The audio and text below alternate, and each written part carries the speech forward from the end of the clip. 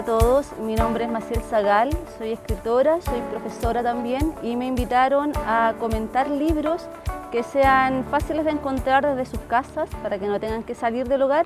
Estos son libros que están en internet, que los puede encontrar en PDF o Word y en su mayoría están liberados, es decir, que los puede descargar y los puede utilizar.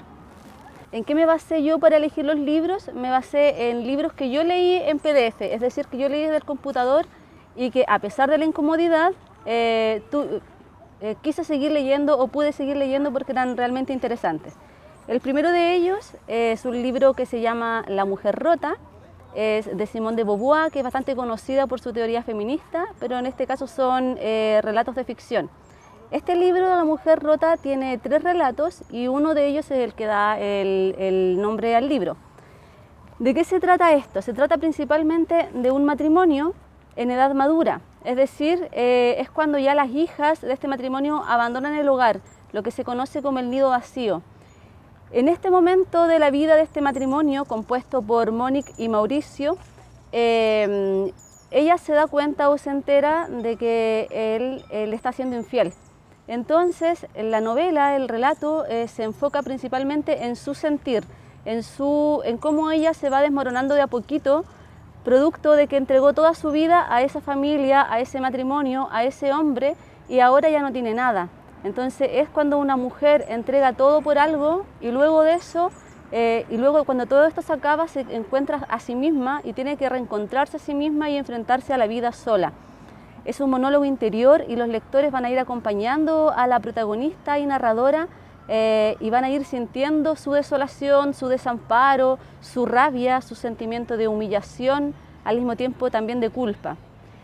Simone de Beauvoir, cuando habla sobre este libro, manifiesta que se trata de la víctima estupefacta de la vida que ella misma eligió, una dependencia conyugal que la deja despojada de todo y de su ser mismo cuando el amor le es rehusado. Acá Simone de Beauvoir sostiene que muchas mujeres, producto de su empatía, se olvidan de ella misma, se despojan de su propia piel para enfocarse en el otro, en la otra persona. Es la historia clásica de una ruptura matrimonial, pero esta vez enfocada en un sentir, acompañándola a ella en todo sentir, en todo pensamiento. El otro libro que elegí es un formato diferente, es una obra de teatro, por lo tanto está escrita como un texto dramatúrgico. También la pueden encontrar en la web como obra de teatro y como película. Yo en este caso me enfoqué en el texto, en la escritura. ¿De qué se trata este libro que se llama Casa de muñeca de Henry Ibsen? También se trata de un matrimonio, también se trata, al igual que La mujer rota, de un matrimonio perfecto, de Nora y Torvaldo. El drama se enfoca en que Nora hace muchos años atrás tuvo que endeudarse y cometer una estafa para salvar la vida de su esposo. Su esposo, que es un ser muy orgulloso y muy autoritario, no puede aceptar que ella haya hecho algo para salvarlo, ¿ya? No se puede sentir inferior a su esposa y su esposa sabe esto, por lo tanto le oculta esta verdad y hace todo lo posible para que él no se entere de que ella le salvó la vida. Y en este caso, en todo este drama, hay una persona que la está chantajeando. Ahora, sin llegar a ser un spoiler, el matrimonio, la ruptura de ellos es de manera diferente a cómo se genera la ruptura en La mujer rota, porque acá en Casa de muñeca es ella quien toma una decisión y que va en contra de todo lo que se ha visto antes sobre su comportamiento y el de su esposo. Es ella la que decide recuperarse a sí misma. Entendió que había entregado su vida a una causa y que esto no era recíproco, que no era correspondido el esfuerzo que ella había hecho, entonces decide liberarse. Sin tomar en consideración los juicios sociales ni los dogmas religiosos. De hecho, cuando Torvaldo le hace ver que eso va en contra de las leyes y de la religión, ella le dice: cuando sea una mujer libre, recién voy a empezar a pensar en eso. Ahí tenemos 2 libros escritos de temáticas similares. Luego me quise enfocar en clásicos chilenos y aquí voy a hablar brevemente de dos textos que ustedes seguramente los conocen, han escuchado hablar de ellos y que pueden encontrar fácilmente en la web. Uno es Hijo de ladrón, que es un libro quizás imprescindible de la literatura chilena, escrito por Manuel Rojas. Lo puede encontrar en PDF liberado quizás sea el libro más extenso del que voy a hablar. Se enfoca en la historia de Aniceto Evia. Esta es la primera parte de una tetralogía, es decir, que son 4 libros que tienen el mismo protagonista y que tienen la misma historia. El primero se llama Hijo de Ladrón. Hay 3 más que le continúan. Acá en este libro lo que podemos ver, como en muchos otros libros de la primera mitad del siglo XX en Chile, se enfoca en la marginalidad, en la pobreza, en el desamparo, en la precariedad laboral, en el enriquecimiento ilícito de algunas personas, en el empobrecimiento injusto de otras, y nos va mostrando cómo este personaje se va paseando por distintos puntos de la cordillera de los Andes, del puerto de Valparaíso. La migración también la trata de manera muy sutil y muy romántica, no de un romanticismo amoroso, sino que de un romanticismo literario en cuanto a la belleza con la que es narrado esto. También es un monólogo interior y uno va acompañando a su narrador en todas sus peripecias. El otro libro que seleccioné como un clásico de la literatura chilena es un texto más bien infantil, para todo público, digamos, que son los libros de Papelucho. Yo me enfoqué en el que es mi favorito, que se llama Soy Dix Leso, y claro, Papelucho, como todos sabemos, narra la historia de un niño y sus múltiples aventuras.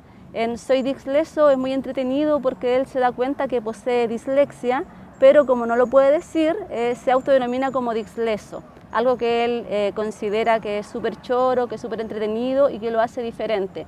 Es una manera bastante entretenida de abordar algunos problemas de aprendizaje de lenguaje o qué sé yo que tienen los niños, así como también su mundo interior, la soledad, la incomprensión, el verse enfrentado a adultos que están constantemente retándolo, y todas esas vivencias de niño están narradas acá con un ingenio maravilloso además.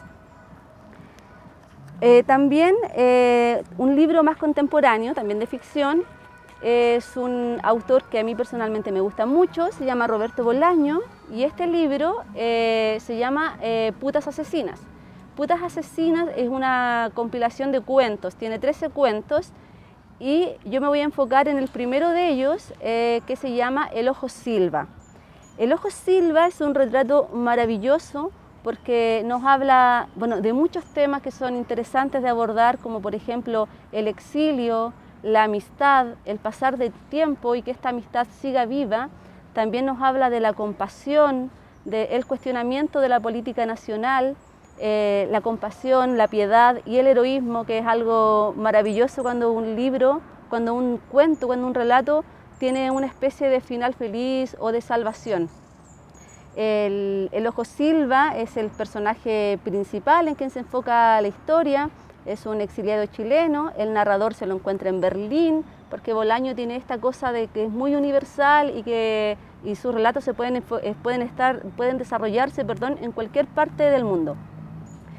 La historia, quiero leer el primer párrafo porque a mí me gusta mucho cómo parte este relato, y dice: lo que son las cosas. Mauricio Silva, llamado El Ojo, siempre intentó escapar de la violencia aún a riesgo de ser considerado un cobarde.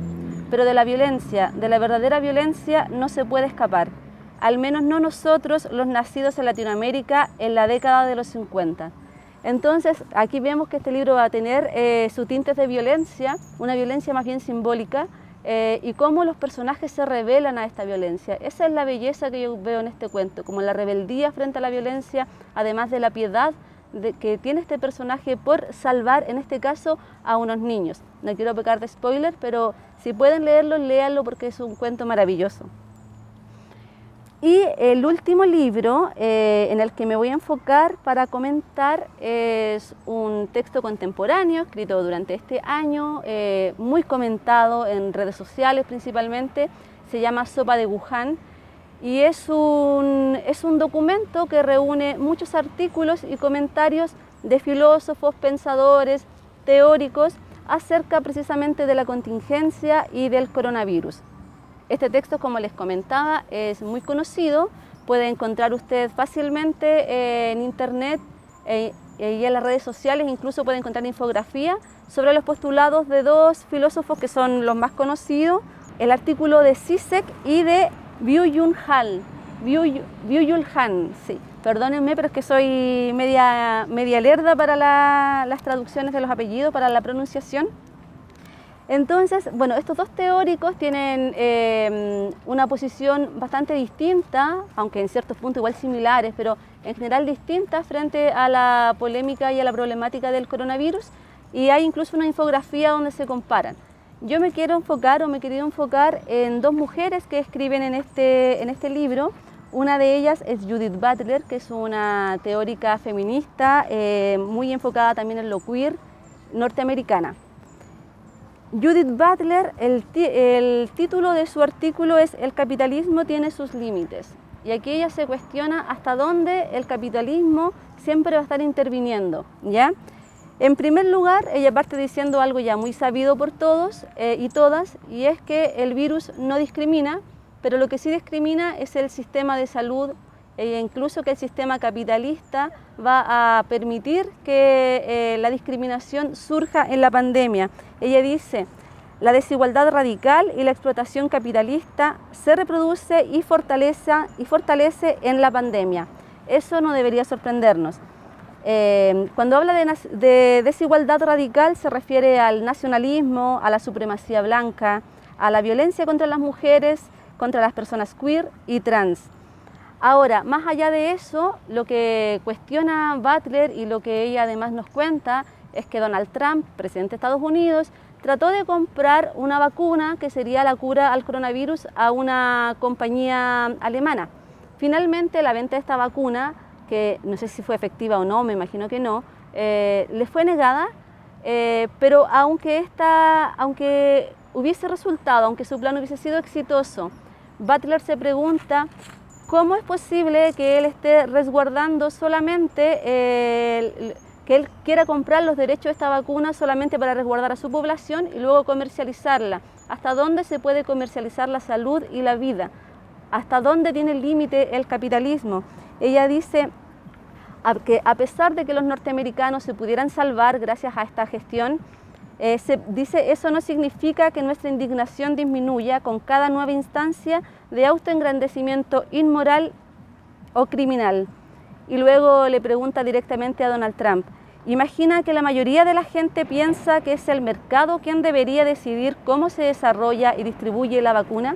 Entonces ahí tenemos uno de los problemas del neoliberalismo y del capitalismo en cuanto a la salud pública, que ella también aborda, y de hecho nos cuenta que en Estados Unidos desde hace poco se está hablando por fin de una salud pública y equitativa para todos. Es decir, terminar de una vez por todas con las compañías de seguro privada que le garantizan la salud a unos y a otros no, a los asegurados y otros no. Propone terminar, y de hecho ella dice que esto ya se ha hablado mucho en Estados Unidos, terminar con los ciudadanos de primera y segunda clase de acuerdo a si tienen seguro de salud o no. Y para que esto llegue a buen puerto, habla de que tiene que haber un consenso social, es decir, las personas deben tomar la decisión de, por mucho que ellas mismas se vean beneficiadas, no permitir que otras personas se vean afectados por no tener un seguro o por no tener acceso a la bullada vacuna. Propone, dentro de esta obligación social, un cambio de conciencia y nos invita a reimaginar nuestro mundo como si fuera ordenado por un deseo colectivo de igualdad radical. Es decir, en vez de la desigualdad radical, ahora la igualdad radical.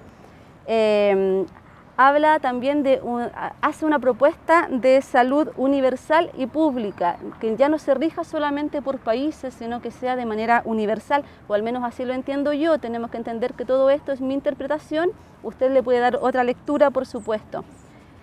Con este cambio de conciencia, o a este cambio de conciencia, Judith Butler le llama visiones compasivas y valientes, y dice que desde hace ya mucho tiempo se está generando este despertar de conciencia, y que si bien hay personas que hace ya décadas que vienen luchando por lo mismo, hay muchas otras que están recién abriendo su mente a este cambio y están dispuestas a seguir luchando por eso, y que la pandemia de una u otra manera va a develar y puede reforzar o puede terminar con este cambio de conciencia. Hace un llamado a mantener vivo el movimiento que se ha estado desatando en distintos puntos del mundo pidiendo igualdad social. Bueno, eso es un poco de lo que decía Judith Butler, que es la primera mujer que yo comento de las que escriben en Sopa de Wuhan. Y la segunda autora a la que me quiero enfocar es una autora latinoamericana, boliviana, se llama María Galindo.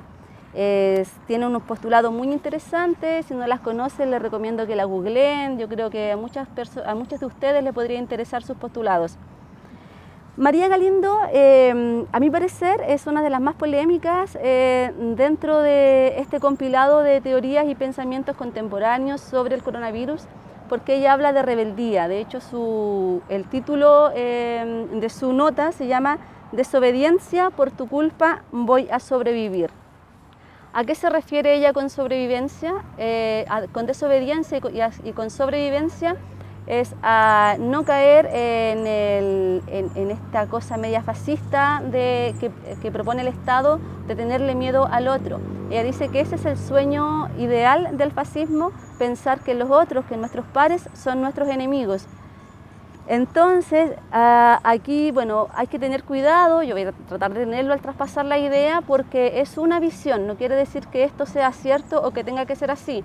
Pero María Galindo se revela, bueno, aparte de hablar un poco sobre el uso de mascarilla y el cuidado excesivo, ella se revela contra el cierre de fronteras y los toques de queda. Dice que este tipo de medidas, más que prevenir el contagio del coronavirus, que aunque se hayan cerrado las fronteras, las ha traspasado y está en todos los países, dice que estas medidas no busca impedir el movimiento del coronavirus o del virus, sino que impide, lo que quiere hacer es controlar los cuerpos, el movimiento de los cuerpos, es decir, el movimiento de los seres humanos, hacer un control absoluto sobre las decisiones, la vida, la forma de comportarse de cada uno de nosotros. Ella señala: el coronavirus, más que una enfermedad, parece ser una forma de dictadura mundial, multigubernamental, policíaca y militar. También dice que no hay nada más fascista que hacer de las casas de la gente sus cárceles y nada más neoliberal que proclamar el sálvese quien pueda como solución tutelada. Entonces, frente a esto, ella lo que propone es una organización popular muy similar a lo que decía Judith Butler. Pero María Galindo va aún más y lo que dice es que nosotros como latinoamericanos, al ver que el Estado no nos protege y que nuestro sistema de salud y hospitalario es bastante paupérrimo, lo que dice es que nosotras debemos enfrentarnos al contagio, debemos prepararnos para el contagio.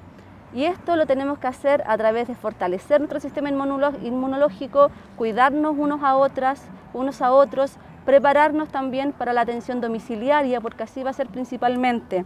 Entonces, también habla de que en Bolivia principalmente el dengue ya estaba matando a personas. Ella dice, el dengue estaba esperando al coronavirus en la puerta.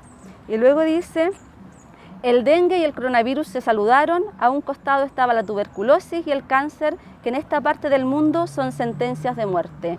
Entonces ella habla de que el riesgo del coronavirus, si bien es real, quizás no es mayor a otros problemas que tenemos en Latinoamérica, otros problemas sanitarios y de salud que tenemos en nuestro continente, y que la gente no debe sucumbir al miedo. Ella habla de rebelarse contra el miedo, rebelarse contra los efectos del fascismo o cómo el fascismo se puede aprovechar también de esta enfermedad para hacernos creer en un enemigo imaginario y al mismo tiempo creer que el otro es nuestro enemigo. Es decir, ella menciona, te puedes salvar tú cuidándote, pero ¿qué pasa con tu madre? ¿Qué pasa con tu vecino? Aquí no nos vamos a salvar solos, dice ella, tenemos que salvarnos en conjunto. Y para eso, ¿qué propone? Lo que les decía anteriormente, fortalecer el sistema inmunológico a través de comidas tradicionales que las personas, los campesinos sobre todo, las conocen muy bien, y también la medicina natural para no tener que recurrir a los recintos asistenciales. Preparar el cuerpo para el contagio y tener el contagio como una certidumbre, y así nos vamos a ir revelando el miedo. Esas son algunas de las reflexiones de Sopa de Wuhan, y esos son los libros que traje para comentar el día de hoy. Espero que les hayan gustado. que estén muy bien y que estén tranquilos en sus hogares o donde sea que tengan que estar. Muchas gracias.